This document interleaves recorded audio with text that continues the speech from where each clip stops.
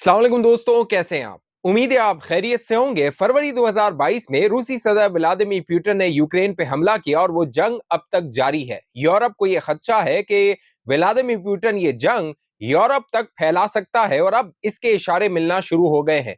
बाकायदा Vladimir Putin ने अगले 4 माह में 1,35,000 जो रूसी शहरी हैं उनको ये हुक्म दिया है कि अगर उनकी उम्र 18 साल से 30 साल के दरमियान है तो उन्हें मिलिट्री ट्रेनिंग लेनी होगी।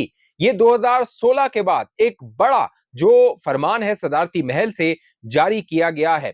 इस ट्रेनिंग में हमेशा हर साल चंद जो रूसी नौजवान होते हैं वो शिरकत करते हैं, लेकिन अब तकरीबन 1,35,000 के करीब जो रूसी जवान हैं जिनकी उम्र 18 से 30 साल है वो फौजी ट्रेनिंग लेंगे। इस हवाले से जो रूसी मीडिया है वो ये दावा कर रहा है कि ये यूक्रेन जंग के लिए नहीं है बल्कि ये रिजर्व फोर्स है, क्योंकि व्लादिमीर पुतिन ने सितंबर 2024 में हुक्म दिया था कि रूस की फौज की तादाद 15 लाख तक बढ़ा दी जाए। अमेरिकी जो फौज है उसकी तादाद तकरीबन 13 लाख है, जबकि रूस की फौज को व्लादिमीर पुतिन 15 लाख तक लेकर जाना चाहता है।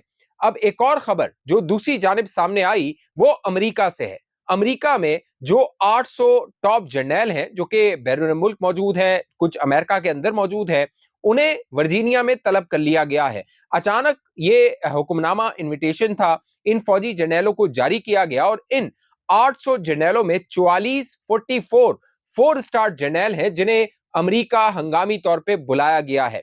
ये हुक्मनामा जब जारी किया गया इन 800 जर्नैलों को, तो इस हवाले से जो डोनाल्ड ट्रंप अमेरिकी सदर हैं वो बेखबर थे।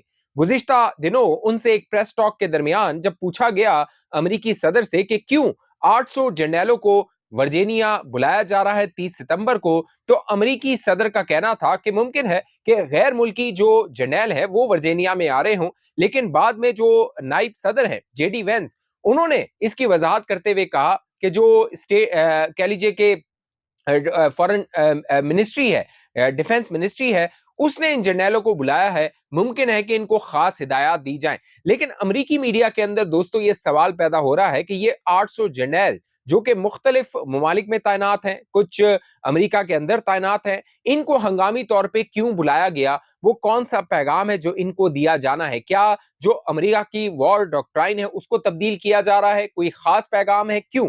उसकी वजह यह है कि इन जर्नैलों के पास, ये जो 800 जर्नैल हैं, इनके पास सिक्योर लाइंस होती हैं। ये अपने अपने मिशंस पे होते हैं, अपनी अपनी जो ड्यूटीज होती हैं उनको वो पूरा कर रहे होते हैं। अब जब ये तमाम जर्नैल 800 जर्नैल अमेरिका आएंगे, वर्जीनिया में एक छत के तले जमा होंगे, तो इनकी जो ड्यूटीज होंगी वो कॉम्प्रोमाइज होंगी। अमेरिका की मीडिया के अंदर ये सवाल पैदा हो रहा है कि ये टैक्स पेयर का पैसा है, क्यों इसको जाया किया जा रहा है? क्यों वो सिक्योर लाइंस इस्तेमाल नहीं की जा रही इनके साथ कम्युनिकेशन के लिए? या फिर अगर कोई कॉन्फ्रेंस करनी है तो ये जिस जगह पे मौजूद है, जहां पे ये स्टेशन है, चाहे वो एशिया के अंदर हो, चाहे वो अफ्रीका के अंदर हो, मिडिल ईस्ट के अंदर हो, या आउट ऑफ अमेरिका या इनसाइड अमेरिका हो, इनसे वहां पे बात कर ली जाए। लेकिन अब इस सारे कह लीजिए एक्टिविटी को एक ब्रॉडर पर्सपेक्टिव में देखा जा रहा है, जो कुछ रशिया यूरोप के अंदर कर रहा है।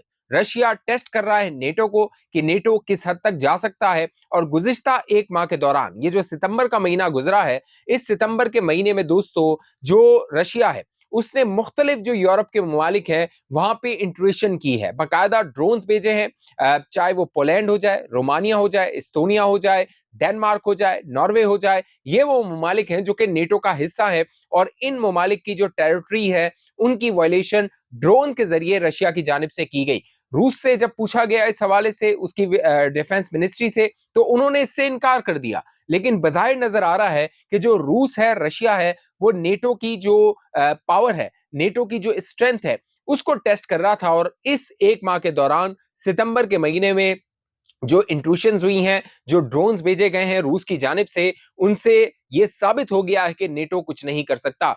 नेटो का एक आर्टिकल है, आर्टिकल 5, जिसका जिक्र बार बार हो रहा था जब सऊदी अरब की पाकिस्तान के साथ डिफेंस एग्रीमेंट हुआ और बात हो रही थी कतर पे हमले के बाद कि एक मिनी नेटो सामने आ सकती है, मुसलमान ममालिक की नेटो सामने आ सकती है। तो नेटो का आर्टिकल 5 उसका जिक्र हो रहा था। और आर्टिकल 5 कहता है कि अगर एक मुल्क पे हमला होता है नेटो के, तो तमाम ममालिक पे उसको हमला तस्वुर किया जाएगा। लेकिन हालिया दिनों में, सितंबर में, जो ड्रोन्स भेजे गए रूस की जानिब से, हमें यह नजर नहीं आया कि जो चाहे रोमानिया हो, चाहे इस्तोनिया हो, चाहे पोलैंड हो, चाहे डेनमार्क हो, उनकी जानिब से इस तरह की कार्रवाई की गई हो। रोमानिया में 13 सितंबर को बाकायदा जो उसकी टेरिटरी थी, रूस के जो फाइटर जेट्स थे उन्होंने वायलेट किया, तो F-16 के 2 जहाज जेट भेजे गए रोमानिया की जानिब से, और यूरो फाइटर के 2 जेट भेजे गए रूसी जो एयरक्राफ्ट था उसको गिराने के लिए, लेकिन वो नहीं गिरा सके। इसी तरह डेनमार्क में जो वहां पे एयरपोर्ट था उसको बंद कर दिया गया, जब रूसी ड्रोन्स आए वहां पे उनको बंद करना पड़ा। यानी आप लेवल देखिए। फिर आप जो रूस है उसकी जानिब से बाकायदा अब ये उसको इल्जाम लगाया जा रहा है कि रूस की जानिब से हाइब्रिड अटैक किए जा रहे हैं इन ममालिक के ऊपर। लेकिन जो नेटो का रद्देमल है दोस्तों, उससे बजाय नजर आ रहा है कि व्लादिमीर पुतिन का जो कॉन्फिडेंस है उसमें इजाफा होगा।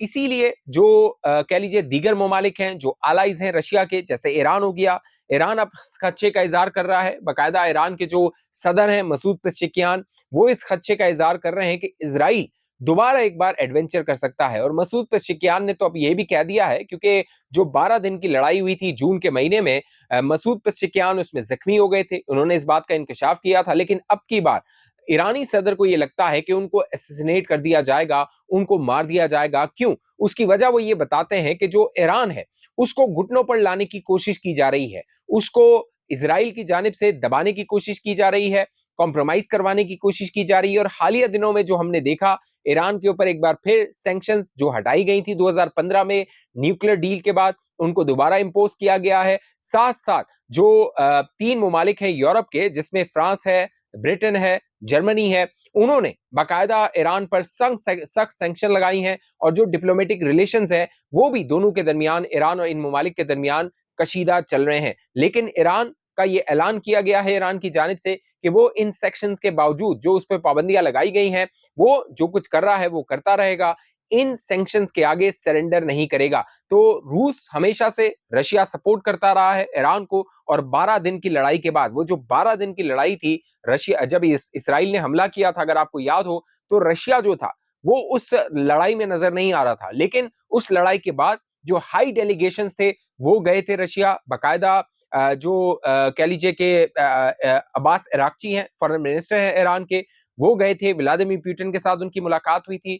फिर जो अली रफसंजानी हैं, जो कि खास एडवाइजर हैं आयतुल्लाह खामनेई के, वो गए थे रशिया में, वहां पे उनकी व्लादिमीर पुतिन के साथ मुलाकात हुई थी। तो जो रूस है वो एक बड़ी गेम प्लान जो है उसकी तैयारी कर रहा है। अलास्का में आपको याद होगा डोनाल्ड ट्रंप के साथ मीटिंग हुई थी रूसी सदर की, व्लादिमीर पुतिन की, और उस मुलाकात के बाद डोनाल्ड ट्रंप ने यूरोप को, नेटो को यह तासुर दिया था कि बस चंद दिनों में जो यूक्रेन की जंग है वो खत्म होने वाली है और मैंने पुतिन को मना लिया है। लेकिन अब उस मुलाकात को तकरीबन 2 से 3 माह गुजर चुके हैं, लेकिन कोई भी हासिल वसूल नहीं हुआ। जो व्लादिमीर पुतिन था उसने जो ऑप्टिक्स दुनिया को बताए थे, जिस तरह वो डोनाल्ड ट्रंप से मिलने आया था अलास्का में, जो उसने अपना बॉडी लैंग्वेज शो की थी, जो ऑप्टिक्स शो किए थे, उससे साफ पता लग रहा था कि उसने डोनाल्ड ट्रंप को और अमेरिका को बता दिया था कि तुम्हारी औकात क्या है, तुम्हारी हैसियत क्या है। लिहाजा जो पुतिन है वो अनएक्सपेक्टेडली एक